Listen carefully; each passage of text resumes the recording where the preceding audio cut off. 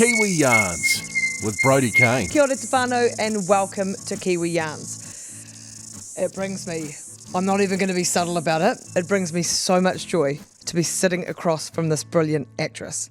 If I say Packed to the Rafters, Halifax FP, Flying Doctors, Sensing Murder, then you say Rebecca Gibney. And Rebecca Gibney, who's sitting across from me, and I'm just trying to keep my bag of cool. I don't even think I can just call you Rebecca. You can call me back if you like. No, I just think it always has to be Rebecca Gibney. It's such...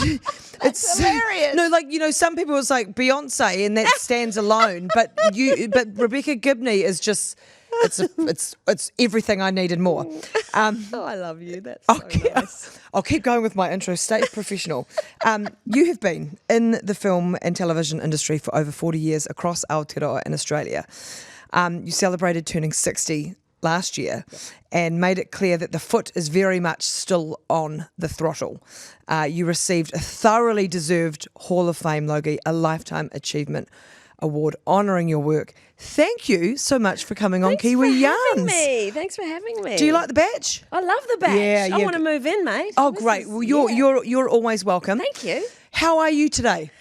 I'm great. I'm really, I'm a little bit tired because I have just come back from being in Australia where I filmed Dancing with the Stars. Yeah, which we're going to share some notes on that. But I'm good. I'm very happy to be home. Yeah? Yeah. And home now is the beautiful Marlborough region. Yes, it is. What drew you there? Because you were born and live in. I was born and live in. Yeah. And I moved to Hawke's Bay, and then obviously I moved to Australia. Well, actually, I lived in Wellington, then moved to Australia back in 1980-something. We came back to live in Queenstown when we were filming Wanted, and our son fell in love with Queenstown and wanted to stay. So then we moved to Dunedin so he could go to high school. And then he went to Wellington, and so we went, okay, Dunedin's it. I love Dunedin. It's a beautiful place. We started renovations. I was away filming Under the Vines in the middle of beautiful Queenstown, and one day this random email popped up and it went, Oasis in the forest with a river. Oh. And I went, oh no, because ever since I was like a little girl, I dreamed of living in a forest. And I used to say to my husband, that's always been my dream, is to be in amongst trees. As soon as I get in amongst the forest, I feel at peace. And so I messaged him and I said, so this has come up. And I emailed it to him because I thought he'll say, no, you know, we're renovating, we're staying. So he gets the email and he goes, oh, better go have a look. And I went, well, I can't go because I'm filming. He said, oh, well, I'll go up. So he flew up, rang me and went, you better come up. And I went, I can't. I'm literally in every scene every day. I can't. Next weekend, I flew up on a Saturday, saw it for an hour and a half, flew back. We made an offer on Sunday. So good. Red or white wine? White. Rosé. I was going to say rosé. Rosé. If you had to pick a Chard or a Sauv, though? Pinot Gris. Oh. Fair. I understand. Now, look, you have made it so clear that you are absolutely about to annihilate or already are in the process of annihilating your 61st year. Yep. We'll talk. There's so many things to talk about. Happiness. Yes. When this goes to air, will be out. Delightfully Kiwi musical-based comedy. You're on this year's Australian Dancing with the Stars. I have heard there's at least another show to shoot. This is all off the back of the Hall of Fame Logie. So we have some minutes to cover. Can we start with the Hall of Fame Logie? Because in 1984, this is the same year that the Logies Hall of Fame was created. That's when you made your feature film debut in the New Zealand drama Among the Cinders. Yeah. Is that movie a core memory for you? No, hated every second. So hated Sally. Kind of wiped that one out of my memory banks. Okay. Yep. Fine. No. Yep. And do you know what? We can move on. People can Google it. Look, I met some lovely people. Yes. And that kind of got me an intro into TVNZ where I got to audition for Sea Urchins. Okay. That was fun. So it was will we call that a nice little light stepping stone? Yeah, a little bit. Great. Okay. Good. So 40 years later then, we'll go back, don't worry. Yeah. You are now the fourth woman to ever be inducted into the Logie Awards Hall of Fame. Now, the feminist in me goes, seriously? Only 4? But I'd like to also keep it positive. But congratulations on that. Thank you. I had the same reaction. Well, the first reaction is, oh no, there's got to be more deserving people than me. You instantly go, no, it can't be me. And then you go, well, that's really flattering, and you get very humbled. And then they tell you you're one of 4, and you think, wait, what? What? Yeah. Because I could rattle off a list of females that, had deserved to be in there. But, again, you don't want to poo-poo it because you want to go, that's such an honour, and I felt really thrilled. Yeah. So I just went, well, at least they've started doing it more, and hopefully next year it'll be another woman, and the year after that it'll be another woman. And Play a bit of catch-up, maybe. yeah. What a beautiful experience and an amazing evening for you, though, presented but with the most stunning speech by your son, Zach. So many peers supporting you too. Zach said that you are a hardworking, honest, kind and caring soul. When you think about that night and the achievement, did you at the time or have you since allowed yourself to own it? It actually still makes me get upset. I mean, I get very emotional because it was, there's always that imposter syndrome thing that sits with a lot of people, a lot of women. And I think initially it made me think I don't deserve this. There's always that thing of I don't deserve it. And then when I did sit there and watched my body of work sort of flash up over the screens and then had these beautiful people say wonderful things, it was the first time I actually sat there and this tiny little voice at the back of my head went, yeah, you've earned this. Oh, you've given me earned goosebumps. this. And then, of course, for Zach to then come out and say what he had to say, I went, well, that's actually my greatest achievement. And that's not my achievement, he did it, but there he is, that's my son, and I was so proud of him, and that meant more than anything. The things that he said about me meant way more than what anyone else had to say. The fact that he honoured me in such a beautiful way, it was amazing. You mentioned imposter syndrome, which I know that is not something that's at the forefront all the time for you. It has, I guess, dissipated over the years. What's the secret to letting that dissipate, do you think, or is it? I think it's age. I mean, it didn't dissipate. Like, I suffered anxiety attacks from the age of 14 right up until I was about in my 30s. I had a nervous breakdown at early 30s. And I've recently discovered through some other therapy that there's a bit of other stuff going on that I haven't got to the bottom of yet, which makes sense for the imposter syndrome, the anxiety and all the other stuff. My brain works a little bit differently from other people's, which I'm still investigating, I have to say. So I can't really talk about it in detail. But the wonderful thing about aging is you stop competing with your younger self. You actually get to a point where you go, you know what, I don't care, and I don't have the energy to waste feeling bad about that or wanting people to like what I have to say, or I don't really care, because ultimately I'm okay with myself. I'm finally okay with myself. Or at least I thought I was until I did Dancing with the Stars. And that brought up a whole range of other stuff. Yeah, that's confronting, isn't it? Really confronting. Yeah. But I think getting to 60, you do stop competing with your younger self, and you do actually look back at yourself and think, oh my God, if only I'd looked after myself a bit better, if I was only kinder to myself when I was a teenager or when I was 24 or when I was 34, if only I looked after that person better, I could have saved myself a lot of grief. One of the things I do, and we've talked about this on another podcast I had called The Girls Uninterrupted. I think you actually quite like that. But if the photos in your phone, if you go back and look 2 years, 4 years, you go, I remember not thinking that I looked that great there. That's and right. you look back at the photo and go, look at you. Yeah. And then you do it 5 years, 10 years. Yeah. And so I always think that's a good reminder. It's like, you will always be you're always you. Yeah. And we should be celebrating that. We should be celebrating that. My mum says it all the time because my mum is about to turn 90. And she went, darling, in my head I still feel like I'm 45, but the body is failing. And she said, and you will find as you get older, that's not going to change. And I think that's what's definitely happened to me. I mean, I'm 60, but in my head I still feel like I'm 35. So you look in the mirror and you go, when did that happen? I think there's a reason why you lose your eyesight. It's so that you don't focus on the lines anymore. You actually go, oh no, I look great. I can't see. I'm a little bit fuzzy, but that works perfectly fine. So I figured that out. I just think you stop being so hard on yourself. And so I'm trying to do that as much as I can. I try to get up in the morning and look at myself and go, yeah, you're a badass. You're a great girl. You know, you look great, you feel great, whatever. And as long as you keep telling yourself that, it'll sink in. But if you get up and you go, oh my God, I'm fat, or look at that line, or, you know, you're just reinforcing that voice, you know. How have you then navigated that in an industry which does not have, like I'm talking the wider industry, you know, film, television, all facets of media, where a woman aging hasn't just always been a thing. Yeah. Like, oh, okay, let's get someone younger. Like, Yeah. how have you allowed yourself to actually go, I deserve these roles, or these roles deserve to be played, and sort of probably to a degree kick the door down for others? Well, I've had to. I mean, it got to a point where I actually, if I don't create my own roles, which is how Wanted came about, they're not going to happen. I was at that age of, I'm in my mid-40s, and there wasn't a lot of stuff for me to do. I mean, so old, mid-40s. Yeah, when I was, but exactly. Yeah, but when yeah. I was young, I had that thing of going, oh, well, I'll be done by the time I'm 40. I'll be done by the time I'm 50. And then, I got to 60. Well, hang on a second.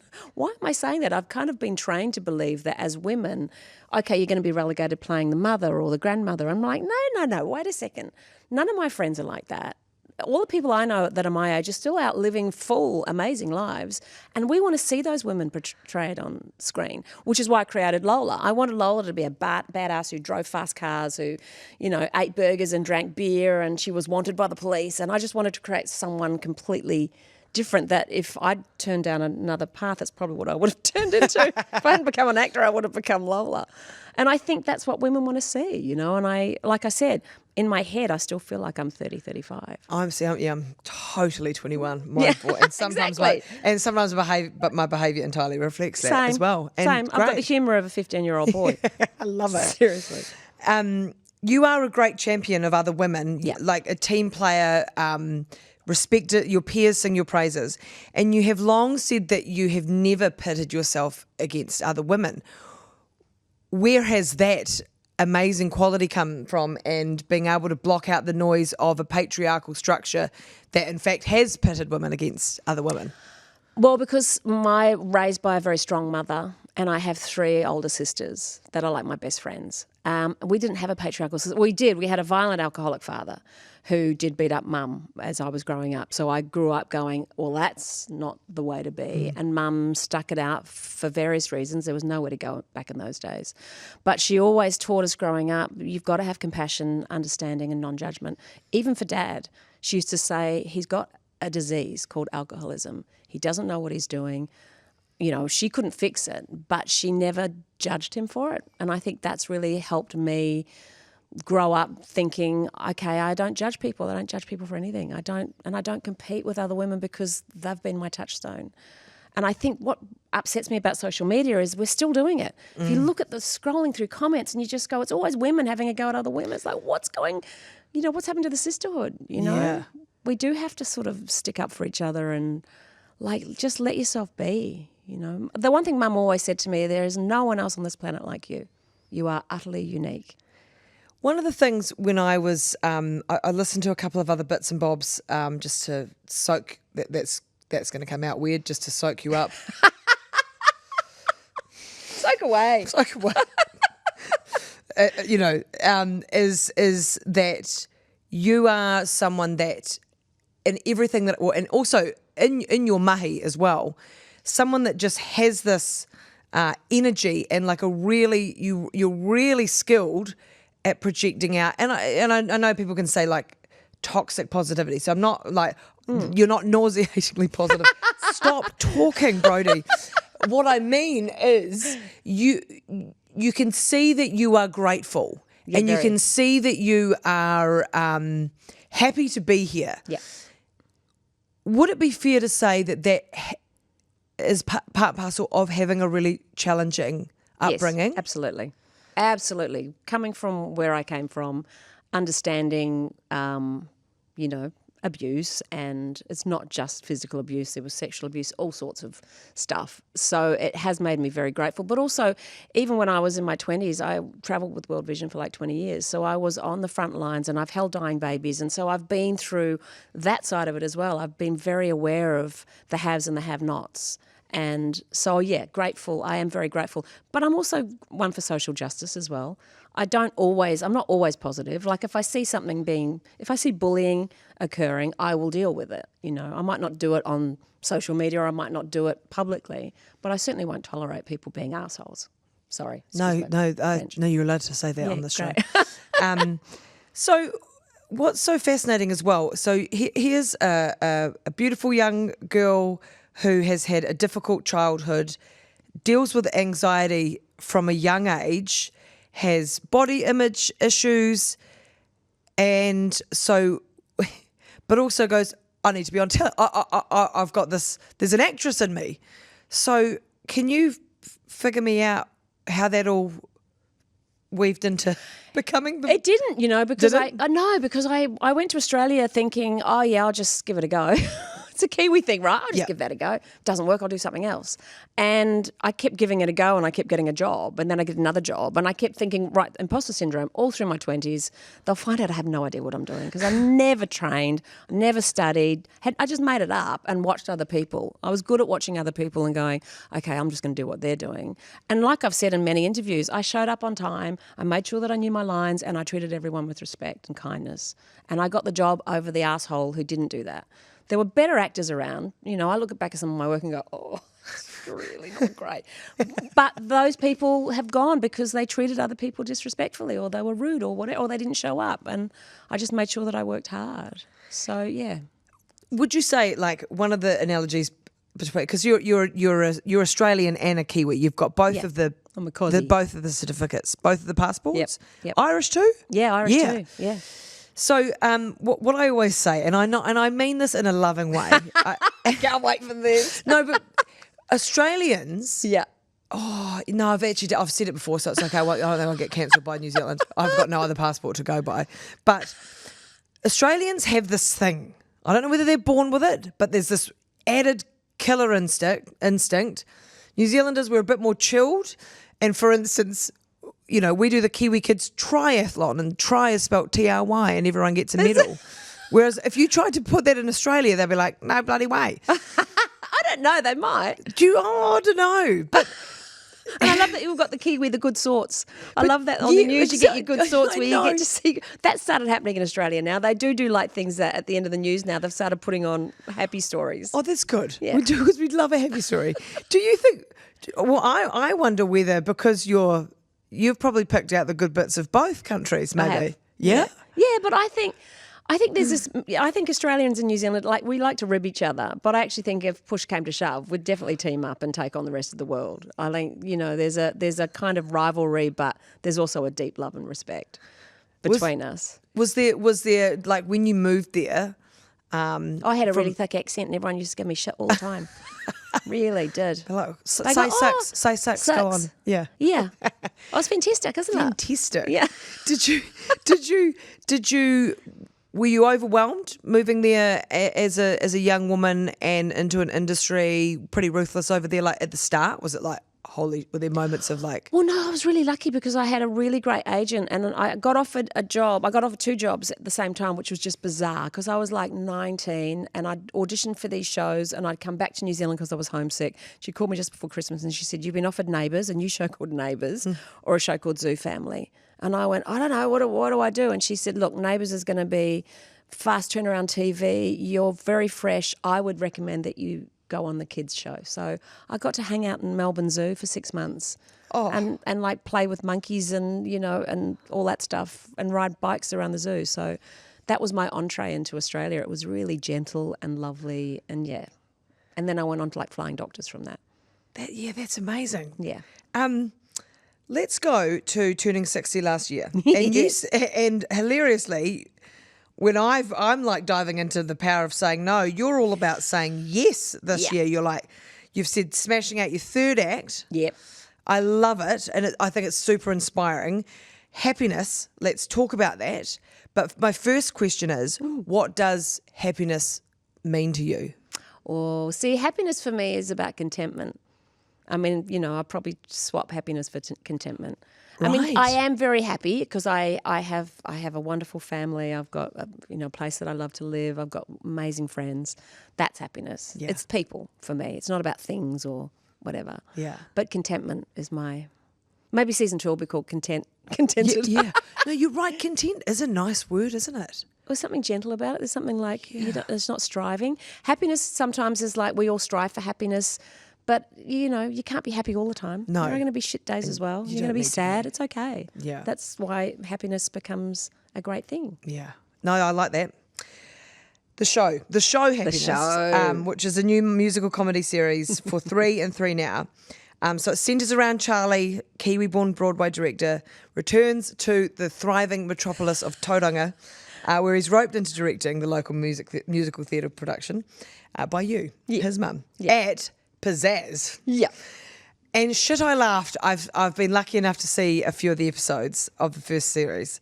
The reason I laughed, well, first of all, the set, all the Kiwi-isms of, and then local theatre production, having some friends who are involved in local theatre companies, it's just so on the money. I feel like anyone that's ever been involved, which is probably heaps of Kiwis at some stage in their lives, it just hits that, doesn't it? Yeah, oh, totally. Kip Chapman and Luke DeSoma, who created the show, and Luke did the original music. I mean, it's their world as well. They're theatre buffs as well, and they wanted to create this joyous, heartfelt thing, and they knew, they've done their research, and apparently Tauranga is the capital of amateur theatre in New Zealand, so I'm told. Which is why it's set there. Amazing. And I think it's because they wanted to say ta-ta, being the Tauranga Amateur Theatre Awards. Oh, ta-ta. Ta-ta. Yeah, We've won 34 ta-tas. Yeah. Oh my God, that's brilliant. It's pretty good.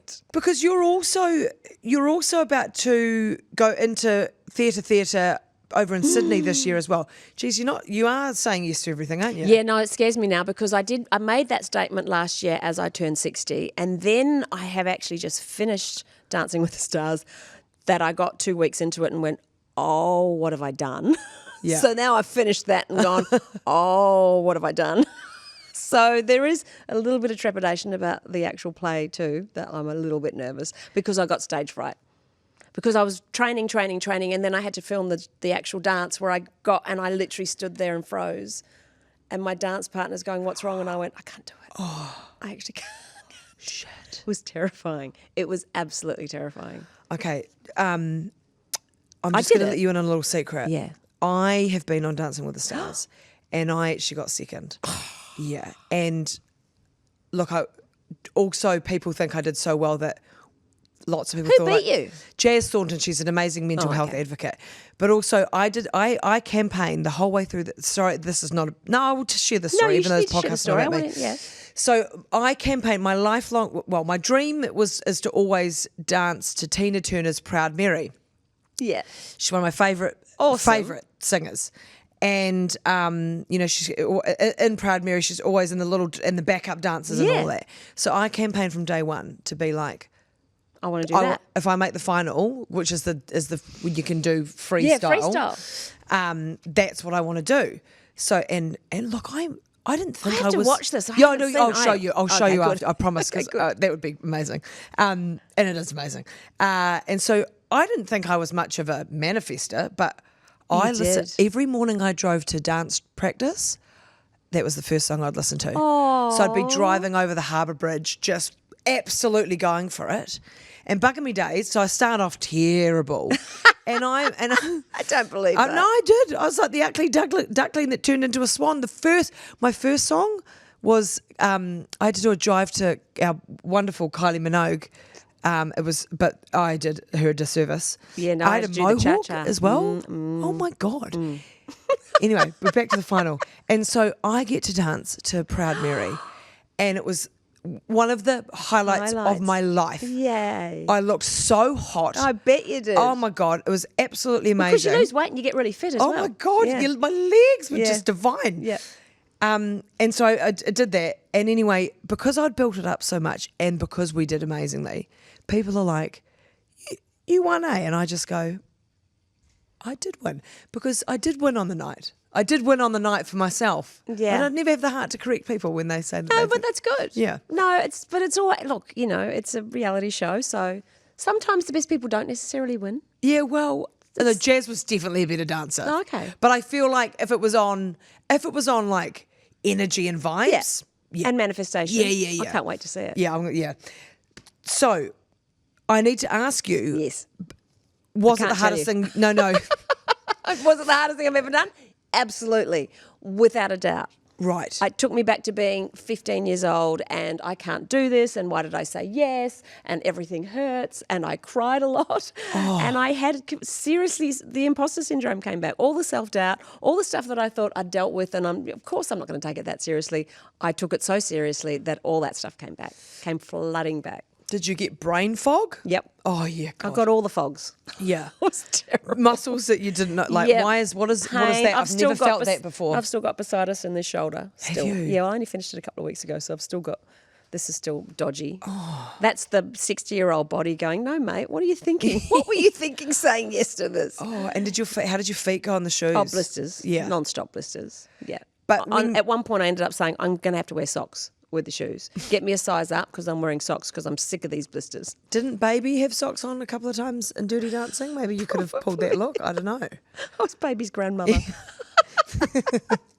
Hey, no one puts Baby's grandmother in the corner either. Exactly. Baby and grandma are staying. Exactly. Do you, I mean, are you still, is it still too soon for you to reflect and be like, that was the time of my life? Yes. No, I mean, it's not too soon. It was. Yeah, I mean, I did struggle and there was lots of bit that I didn't like, but I absolutely also loved it. Yeah. Made some amazing friends. Felicity Ward, who's a comedian, she's in it as well and she's phenomenal. Yeah, so the camaraderie that comes out of that was extraordinary, and my dance partner's become one of my besties as well. Aren't they amazing? Yeah. Did you find as well that you, as you say, obviously you froze at that. So what happened when you froze though? Well, he grabbed my hand and he said, "Come on, you can do this." The terrible thing is, the times that I did perform, I never did as well as what I did in rehearsals. Like I never got to do it. Yeah. So you also walk off beating yourself up, going, "Oh, well, I stuffed that up," and then you feel really bad for your partner because you're like, "We spent weeks and weeks training, and I just didn't get it." But so if we look at these things, returning to the theatre for the first time in 20 years, Dancing with the Stars.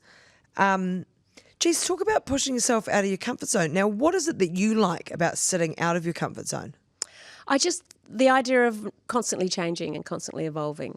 I don't want to, like I said, head into my third act and just go, oh, I'm just going to drink more wine and I'm just going to relax and I'm going to go. I don't want to do that. I want to keep changing. I want to keep learning new skills. I think that's what keeps us young. If you keep learning new things, your brain has no choice but to kick in. And I think that's what happened with Dancing with the Stars. I'd wake up at 2 a.m. and go, 1, 2, 3, 4, like you just learning steps. And even though it drove me insane, it also kicked in a part of my brain that went, okay, now what's next? What am I going to do now? The play is one thing, but what physical activity am I going to do? And I then just got sent a film script for a woman whose husband leaves her in midlife, and so she takes up boxing. So you're into it? I'm potentially going to take up MMA. Boxing. Sorry, I nearly snorted out my nose. It's a great script. Yeah. Yeah. Well, and also, actually, we've got some great MMA fighters here, so you could probably go down to city kickboxing or something. Exactly. Israel Another way to get Adesanya. fit. Yeah. I now have to say that, and then as soon as someone punches me in the face, I might go, yeah, no, maybe it's not such a good idea. Oh, God. Okay, so there's no, sorry, I shouldn't say there's no signs of slowing down. That's such a cliche and patronising. But is there anything that you haven't, well, actually, you've just answered that. We're going to do MMA. We're going to dive into MMA. Is there some sort of role that is still something that piques your interest? Yeah, you know what? There's a movie called Whatever Happened to Baby Jane. It's an old Bette Davis, Joan Crawford movie, and I've always wanted to play that character. You need to go and watch it. Okay. She's a complete fruitcake. She's an absolute... She wears like baby doll curls and she's insane. I want to play someone like that. So could you, given you're someone that's, created roles for yourself, could we do that? Could we sort that out? Sure. How tricky is the industry? I want to do something with Rob and Malcolm again. She and I are great mates. So I went, maybe we could do that. Maybe we could go and do a stage version of that. Her and I, because I adore her. She's played my sister in Wanted, but I want to do something else with her. I love that woman too. Me too. Yeah, so if anyone can make it happen, it's you two. Hopefully. How challenging though, as you're saying yes to everything though, is the industry and the way it's constantly changing? I feel for young people because when I started out, being an actor wasn't sort of on everyone's dance card. It was kind of something that was over there, but no one really thought about it because there wasn't social media, there wasn't phones. So, I was very lucky. But now everyone wants to be in reality, or they want to be an influencer, or they want to be an actor. So it's a much harder industry to get into. So I feel sorry for the young people. And because there's a shift away from drama and we're getting into more reality stuff, and I find that sad because we've stopped making quality drama and we're so good at it.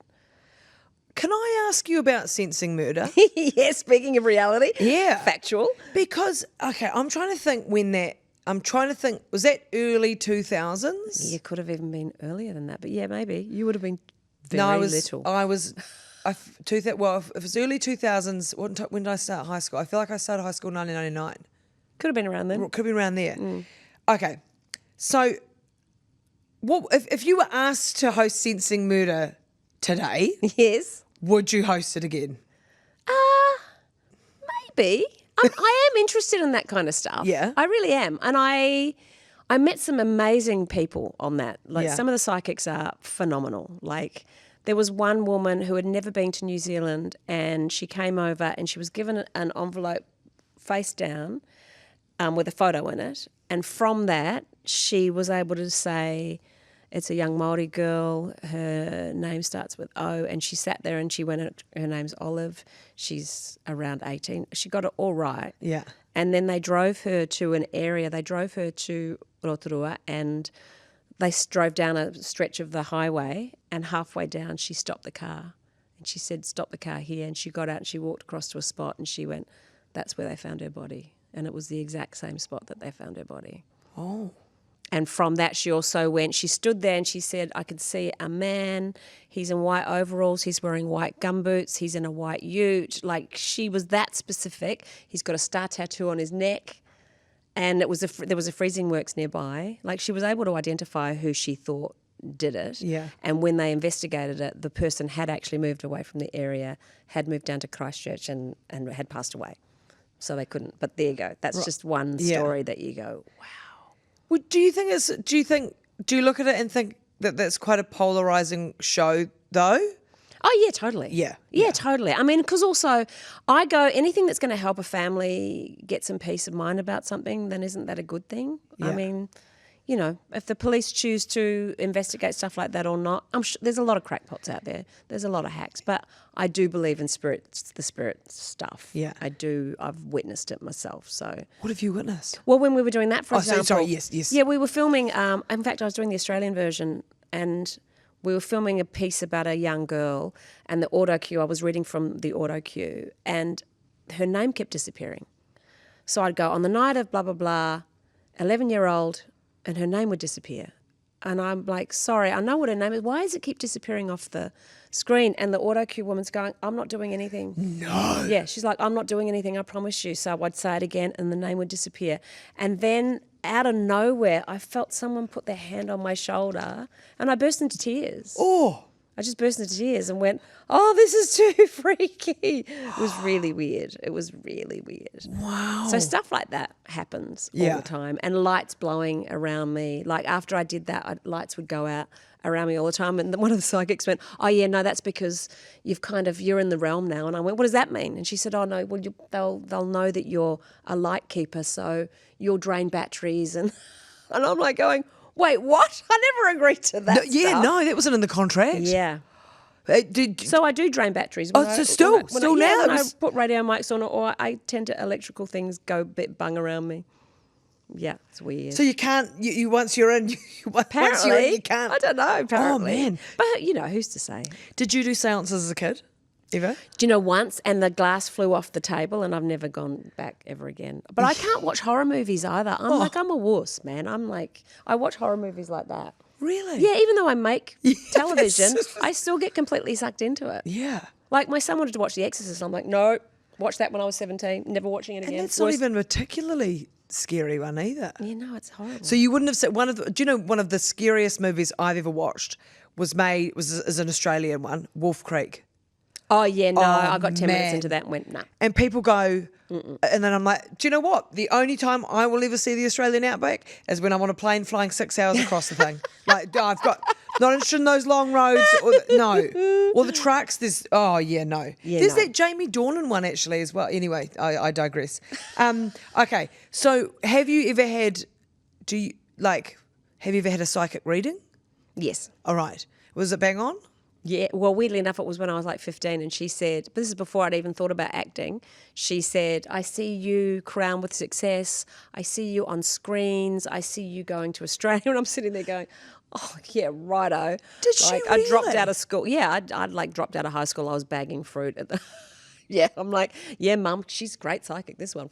And she said all this stuff that then a few years later I went, oh, my God, she said all that stuff. And it's happened.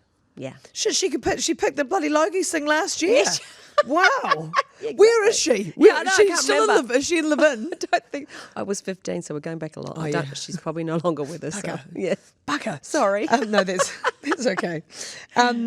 Now, I think we can put. Well, no, let's not put sensing murder to bed. There's a place for. I'm so cynical with all that stuff. So would you host it if they asked you to host it?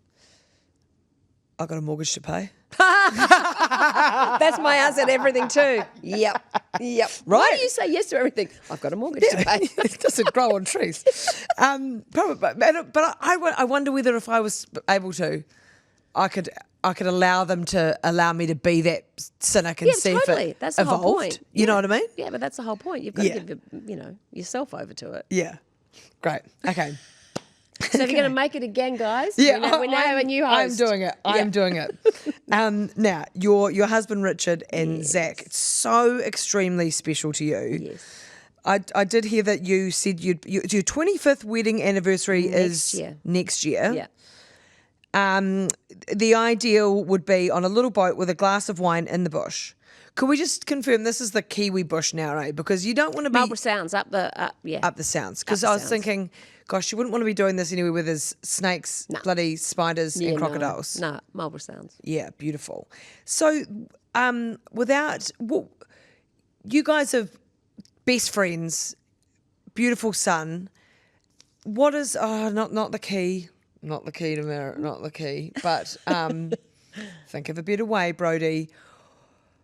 How are you guys family's so important, but how have you, this job that you've got and here, there and everywhere, how have you I have a very supportive husband. Right.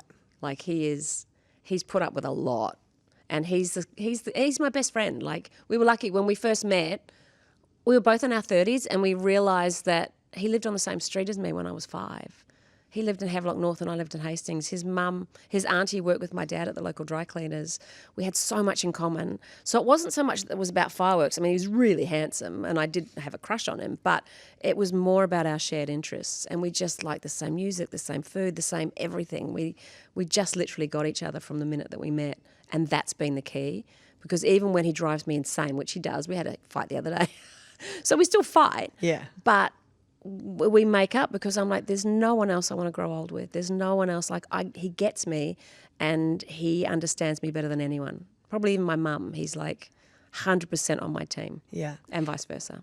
And Zach, I don't know him. I just heard his beautiful speech at the Logies, but seems like such a beautiful, kind young man that clearly looks up to you. Yeah, he is. I mean, our concern is that we're such a unit. Like, he's come home. He's moved home. So it's the three of us again. And I'm like, dude, you're nearly 21. You need to be out in the world. You actually need to be... I mean, I love that you've come home. Yeah. But you need to sort of, I think, it's just because we're like that. When COVID hit, we were really happy. We were like, let's just stay here and bake bread and... But you do think he should go and try and find some mahi over in Well, Australia? I think he is going to end up having to go to Australia. I mean, he's auditioning all the time for stuff here as well, but Australia seems to be... Does he ask you for tips, or is he sort of like... Sometimes. Yeah. Yeah, I help him with auditions and stuff. Yeah. But I keep saying, mate, you were born in Australia, Tasmania. He goes, I'm a Kiwi. Yeah, sorry. Tasmania. Where was he born in Tasmania? Launceston. Was he? Yeah. General Hospital. I did a Rotary exchange. Did you? In Tasmania when I was like 13 or 14. It's like New Zealand, right? Yes. It's like Yeah. It's in New Zealand with Australians. With Australians. But they're kind of more Kiwi because they're like... they're a bit more chill. Yeah. I was in a place called Swansea. Oh my gosh, that's in the middle of nowhere. I put on my form that I'd like to be, I thought, because I was a little surf lifesaver, I was like, Bondi, So I put surf, beach, city, Swansea. So That's where they make horror films. Yes. Beautiful beach. Beautiful beach. 7 people. Yeah, and like Tumbleweed 7 down the- degrees.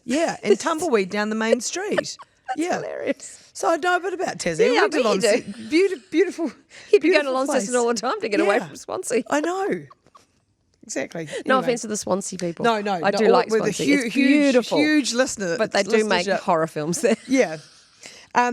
Right. So you've got happiness. You've got the you're going back to theatre. Yep. You've got dancing. Yep. Are you someone that has again being the 61st year, being the year that you say yes to everything? Do you also have good boundaries? Yeah. Oh, Yeah. yeah. I mean, I do say no. Yeah. I do say no. Not often.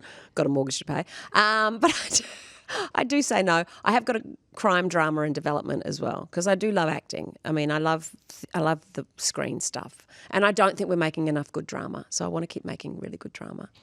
What would you say to any young women out there listening who are in any kind of realm of, let's just start with the media industry, because I feel like it's all very well, like I love being able to think about what I wish I could tell my young self. But then sometimes now I've soaked in what you said before about being kinder to your younger self. You don't want to get to my age and go back and have to be kinder to yourself. Start now. Yeah. Start now being kinder to yourself. Start now getting up in the morning, and it's the self-talk. It's the positive self-talk. And if someone's being an asshole, let them. Don't try and fight it. Just let them. Let them be whoever they need to be. Just make sure that you focus on yourself. Okay, You can't stop people being who they are, but you can stop how you react to them. So just let them. Because if you let them get under your skin or convince you that you're worthless or whatever, you're letting them win. Don't let that happen. Do you get up every day and do the mirror thing? Yeah, pretty much. I try now to. Yeah. So is there verbal? Is there verbal Yeah, it's to verbal. that? Yep. Yeah. Yep. Verbal. Look at yourself in the mirror and say you're awesome. Like focus on the good stuff. Yeah. Got nice eyes or great teeth or whatever. Focus on the good stuff. Don't look at the bad. And in fact, pretend the bad doesn't exist if you have to pretend, because it doesn't. Because what you have to offer is unlike what anyone else has got to offer. We are unique. We're all separate entities, but we've all got the same energy running through us. So try and be kind, that's all, to yourself. Actually, if you can be kind to yourself first, you can be way kinder to everyone else. It's kind of like the whole, if you want to be the better version of yourself, you'll get the best out of yourself. Exactly. Be able to give it to others. Exactly. And you can put your head on the pillow knowing that you've done the right thing. Yeah. I'll give you your Kiwi Yarns quick fire questions. Okay. Question number 1, what kai is on the menu for your final feed? Ooh. I'd probably Southland cheese roll, if it's a really good one, because I love a cheese roll. Really? I love a cheese roll. Yeah. Yeah, really good cheese roll. Whitebait fritter, Yep. I'll rate that. really good wine. Yeah. Marlborough wine, Great. Pinot Gris. Cheese roll, the key to a cheese roll is the... Is the type of cheese. is it the top? Yeah, and you've got to have a bechamel sauce and the cheese Yeah. before you roll it up, and a bit of onion in there as well. Do you like to cook?